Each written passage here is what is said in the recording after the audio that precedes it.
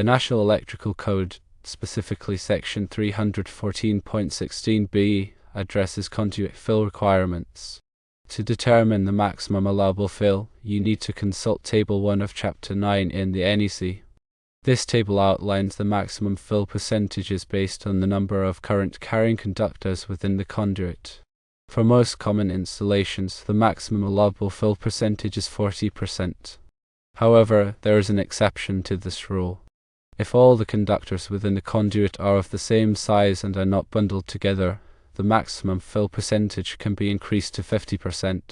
It's important to accurately calculate the conductor fill to prevent overheating and ensure safe operation of the electrical system. Exceeding the maximum fill percentage can lead to several problems. Firstly, it restricts the ability of the conductors to dissipate heat. Conductors generate heat as current flows through them due to the resistance of the wire. If the conductors are packed too tightly within a conduit, the heat cannot escape effectively, leading to a rise in temperature. Secondly, excessive heat can damage the insulation of the conductors. The insulation is designed to protect the conductors from short circuits and ground faults. However, prolonged exposure to high temperatures can cause the insulation to degrade and crack, increasing the risk of electrical hazards. Thirdly, overheating can also reduce the lifespan of the conductors. The continuous expansion and contraction of the metal due to temperature changes can weaken the wire over time, making it more susceptible to breakage. Fourthly, exceeding the conduit fill can make it difficult to pull wires into the conduit during installation or to remove them for maintenance or repairs. This can increase labor costs and prolong project timelines. To calculate the conduit fill accurately, you will need to know the cross-sectional area of each conductor. This information can be found in the NEC Chapter 9, Table 5 and Table 5a, or from the conductor manufacturer's specifications. Once you have the cross-sectional area of each conductor, you can calculate the total area occupied by the conductors within the conduit.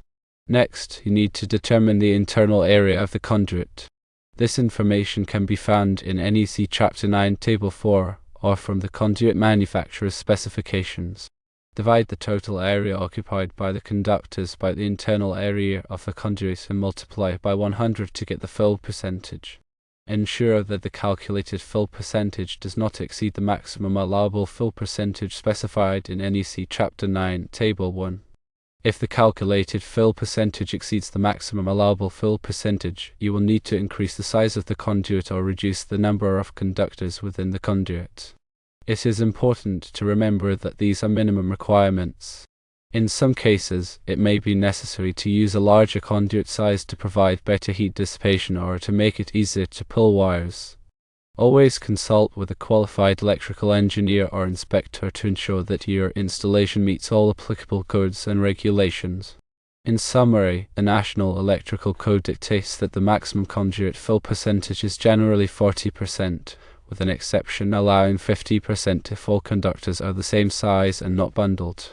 Always refer to NEC Chapter 9, Table 1, for specific requirements and consult with a qualified professional when in doubt.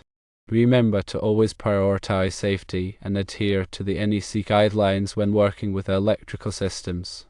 Proper conduit fill is crucial for ensuring the safe and efficient operation of electrical installations.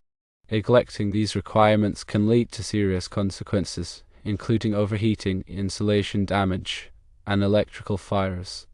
Therefore, it is essential to understand and follow the NEC guidelines for conduit fill.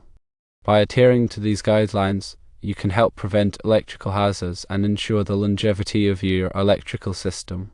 Always double-check your calculations and consult with a qualified electrician or inspector if you have any questions.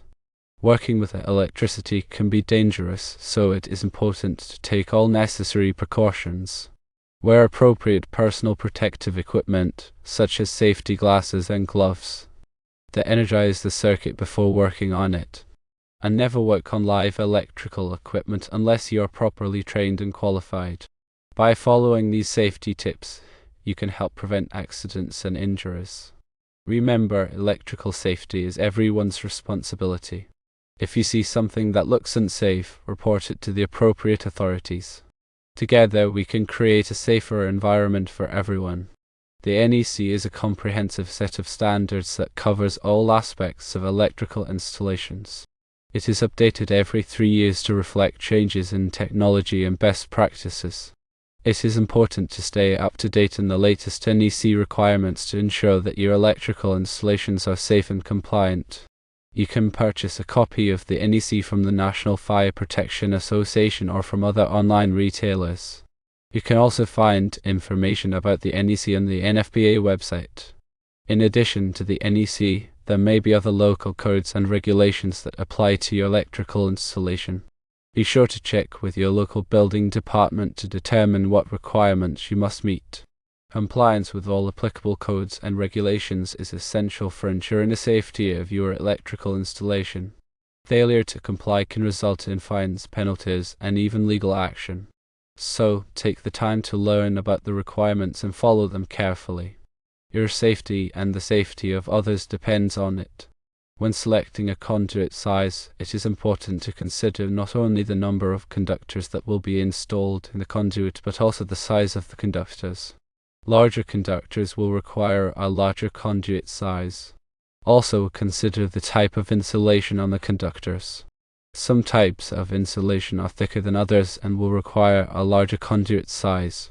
When pulling wires into a conduit, it is important to use a lubricant. This will help to reduce friction and make it easier to pull the wires. There are a variety of lubricants available specifically for pulling wires. Be sure to use a lubricant that is compatible with the type of insulation on the conductors. When making bends in a conduit, it is important to use the proper bending equipment. Improper bending can damage the conduit and make it difficult to pull wires. There are a variety of bending tools available, including hand benders, hydraulic benders, and electric benders. Choose the right tool for the job and follow the manufacturer's instructions carefully. When installing conduit, it is important to support it properly. Conduit should be supported at intervals that are specified in the NEC. The support intervals will vary depending on the size and type of conduit.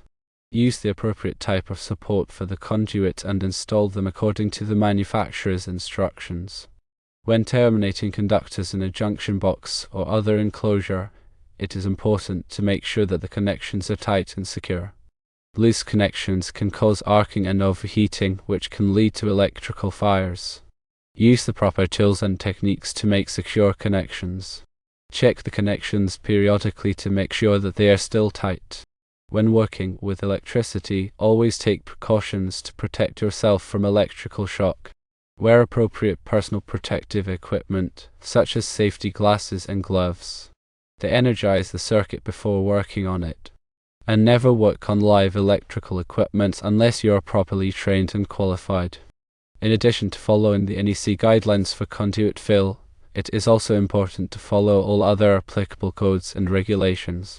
This includes local building codes, fire codes, and other safety regulations. Compliance with all applicable codes and regulations is essential for ensuring the safety of your electrical installation. If you have any questions about the NEC or other electrical codes, consult with a qualified electrical engineer or inspector. They can help you to understand the requirements and ensure that your electrical installation is safe and compliant. Remember, electrical safety is everyone's responsibility. By following these guidelines and taking appropriate precautions, you can help prevent electrical hazards and ensure the safety of your home or business. Always prioritize safety and never take shortcuts when working with electricity.